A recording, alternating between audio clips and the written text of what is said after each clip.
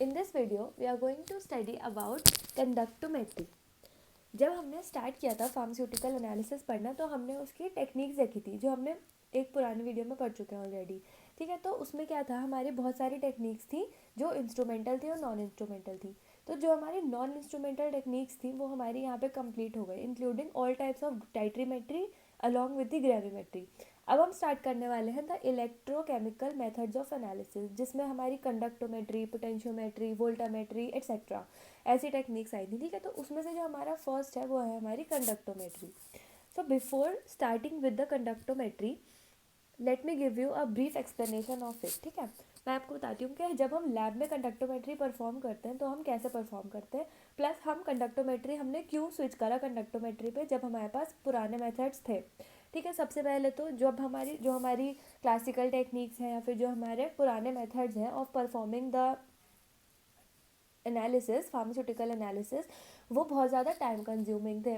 Time consuming क्यों थे, क्योंकि जो हमारे पास कुछ भी उसमें कुछ भी हमारे पास एक्सटर्नल एप्लीकेशन हम उसमें नहीं कर रहे थे, ना इलेक्ट्रिक करंट ना कुछ, तो उसकी वजह से क्या होता सब कुछ मैनुअल था. तो जो हमें रीडिंग्स मिलती थी वो हमें बहुत ज़्यादा टाइम के बाद मिलती थी. प्लस दूसरा ड्रॉबैक ये था कि जो हमारी रीडिंग्स आ रही थी वो बहुत ज़्यादा एक्यूरेट नहीं होती थी, उसमें एक्यूरेसी बहुत ज़्यादा कम होती थी in comparison to the modern techniques. तो क्या हुआ कि ताकि हमें ज़्यादा एक्यूरेसी के साथ और ज़्यादा कम टाइम में हमें ज़्यादा अच्छा रिजल्ट मिल सके, इसलिए हमने स्विच किया to the electrochemical methods of analysis. ठीक है, तो कंडक्टोमेट्री में हम क्या करेंगे, जो हमारा प्रोसीजर रहेगा वो हमारा बिल्कुल सेम रहेगा. सबसे पहले क्या होगा, हम लेंगे हमारा ब्यूरेट. ठीक है, ब्यूरेट में होगा हमारा अननोन सॉल्वेंट. ठीक है, फिर हमारा होगा कोनिकल फ्लास्क. कोनिकल फ्लास्क में होगा हमारा नॉन सॉल्वेंट. अब एक्सक्लूड हो गया हमारा इंडिकेटर, यहाँ पर है हमारा इंडिकेटर एक्सक्लूड हो गया जो हम नॉर्मल टाइट्रीमीटर में यूज़ कर रहे थे, जो हमें कलर चेंज दे रहा था. ठीक है, पर हमने क्या करा, हमने यहाँ पर लिया इलेक्ट्रोड प्लेस करा और उस इलेक्ट्रोड को हमने अटैच कर दिया विद अ कंडक्टोमीटर. ठीक है, अब ये जो कंडक्टोमीटर है ये हमें रीडिंग देता है ऑफ कंडक्टेंस. ठीक है, तो क्या होगा, अब हम क्या करेंगे, जब हम टाइट्रेशन परफॉर्म कर रहे थे तो हम ड्रॉप बाय ड्रॉप हम प्यूरेट में से अपना सॉल्वेंट गिरा रहे थे और हम कलर चेंज का वेट कर रहे थे. बट अब हम क्या करेंगे, अब हम 1 ml करके अपनी जो हमारी सॉल्यूशन लिक्विड है हमारे पास वो हम इसमें ड्रॉप करते रहेंगे. ठीक है, और जो हमारी रीडिंग्स आएंगी हर 1 ml के चेंज पे हमारी कंडक्टेंस हमें रीडिंग मिलती रहेगी, तो वो रीडिंग हम नोट करते रहेंगे. तो हमें कितने वॉल्यूम पे कितना कंडक्टेंस मिला ये चीज़ हम नोट करते रहेंगे हमारे पास. फिर उसके बाद क्या होगा, जब हमारे पास सफिशिएंट रीडिंग्स आ जाएंगी तब हम एक ग्राफ फॉर्म करेंगे between conductance and the volume of the solvent. ठीक है, जो भी हम एनालाइज कर रहे हैं. उसके बाद जब हमें सपोज ऐसा ग्राफ ऑब्टेन हुआ, ठीक है, हम 2 इलेक्ट्रोड्स में करेंगे, स्टैंडर्ड और रेफरेंस. ठीक है, उसके बाद क्या हुआ, अब हमें रीडिंग्स मिली दोनों इलेक्ट्रोड्स की अपनी अपनी, दोनों कंडक्टेंस और वॉल्यूम के हमने चार्ट ड्रॉ करे. अब जो हमारा इंटरसेक्शन पॉइंट है, ये जिस भी पॉइंट पे आ रहा है, जितनी भी वॉल्यूम पे हमें इंटरसेक्शन पॉइंट मिलेगा ये हो जाएगा हमारा एंड पॉइंट. तो हमारी रीडिंग कितनी ज़्यादा हम बोल सकते हैं एक्यूरेट रीडिंग हमें मिली, प्लस हमें थोड़ी जल्दी comparatively in comparison to the classical method हमें रीडिंग भी थोड़ी जल्दी मिली. Okay, now let's start. Conductometry is the measurement of electrical conductivity of a solution. Obviously हम कंडक्टिविटी मेजर कर रहे हैं. The conductance is defined as a current flowing through the conductor. Also it is reciprocal of resistance. हमें पता है ये चीज़, हम अपने 12th 10th स्टैंडर्ड से पढ़ते आते हैं कि जो कंडक्टेंस होती है वो होती है हमारी रेसिप्रोकल ऑफ रेजिस्टेंस. रेजिस्टेंस क्या है, जो हमारा करंट फ्लो के टाइम पे रेजिस्ट हो रहा है करंट, वो हमारी रेजिस्टेंस हो गई अगर, और उसका फ्लो या फिर स्मूथ उसकी फ्लो जो होगा वो हो जाएगी हमारी कंडक्टेंस, और इसी कंडक्टेंस की हम मेजरमेंट करते हैं. ठीक है, the unit of conductance is siemens which is the reciprocal of ohms. This method is mainly used for the determination of physicochemical properties of compound. तो ये हमारी introduction parts of conductometry. Now let's see what is the principle behind conductometry. The main principle involved in this method is that the movement of ions create electrical conductivity. The movement of ion is mainly dependent on the concentration of ions. ठीक है, ये हमें example की तरह दिया हुआ है कि जो हमें करंट फ्लो हो रहा है, फिर जो हमें कंडक्टेंस मिल रही है वो क्यों हो रही है, वो हो रही है due to the movement of ions. हमारे पास जो भी आयंस या फिर केमिकल कंपाउंड्स हैं उनके क्योंकि उनका फ्लो हो रहा है हमारे पास हमारे लिक्विड में, इस वजह से हमें रीडिंग ऑब्टेन हो रही है. ठीक है, ये पे यहाँ पे हमने क्वेश्चन की तरह दिया हुआ है कि अगर हम सो कोई भी हमारा हमारा सॉल्ट बनता है तो वो प्लस और माइनस चार्ज मिलके तो बनता है, तो उसकी तरह हमें एग्जाम्पल दिया हुआ है, ठीक है। A plus B minus C plus D minus will give you A plus D minus. यहाँ पे हमारी रिएक्शन दी हुई है रिएक्शन फॉर्म में, where A B is the solution of strong electrolyte and C D is the solution of the reagent, ठीक है। मतलब यहाँ पे हमारा ए भी स्ट्रॉन्ग इलेक्ट्रोलाइट है और हमारा रिएजेंट है सी डी, उसके अकॉर्डिंग हमें ये इक्वेशन दी हुई है।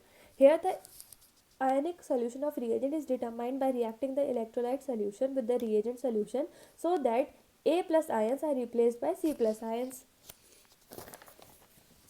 This replacement of ions with other ions show the conductance increase or decrease. This is done mainly by the replacement of hydrogen with other cation, ठीक है। क्योंकि जब हमारे आयंस का रिप्लेसमेंट हो रहा है तो जो मेन हमारा इन्वॉल्वमेंट होगा वो होगा हमारा ऑफ हाइड्रोजन आयंस, ठीक है। यहाँ हमें मूवमेंट दिया हुआ है कि आयंस का मूवमेंट कैसा होता है। ऑब्वियसली हमें पता है कि जो नेगेटिव चार्ज होता है, मतलब जो पॉजिटिव चार्ज होते हैं वो नेगेटिव की तरफ मूव करता है और जो नेगेटिव चार्ज होते हैं वो पॉजिटिव की तरफ मूव करते हैं, ठीक है। Now let's see the conductivity cells. ये है हमारा टॉपिक जो हमारे सिलेबस में इंक्लूडेड है, उसके अकॉर्डिंग ये हमारे नोट्स हैं। बाकी कंसेप्ट हमारा स्टार्टिंग में ही मैंने क्लियर कर दिया, अगर कोई कंफ्यूजन हो तो आप पूछ सकते हैं, ठीक है। The conductivity cells. अब conductivity cells are made up of glass, they are made up of glass, they are commonly employed by dipping in analyte solution. और मैंने आपको बताया हम इनको कैसे यूज़ करते हैं, जो हमारा एनालाइट सॉल्यूशन होता है उसमें इसको डिप करके। It is composed of pair of electrodes placed at the constant distance. जो हमारे इलेक्ट्रोड्स हैं उनको हम इक्वल डिस्टेंस पे प्लेस करते हैं। There are 3 types of conductivity cells, type A B and C. Let me read it out for you. It consist of electrodes placed at a large distance and is used for the measurement of high conductance. Type B, in this type the cell is dipped in the sample solution to measure the conductance in titration. And in type C, large electrodes are placed with small distance and is mainly used for measurement of low conductance. It is made up of glass with fitted platinum electrodes. So this is a very a little introduction to the types of conductivity cells. Now let's see the instrumentation of conductometric titration.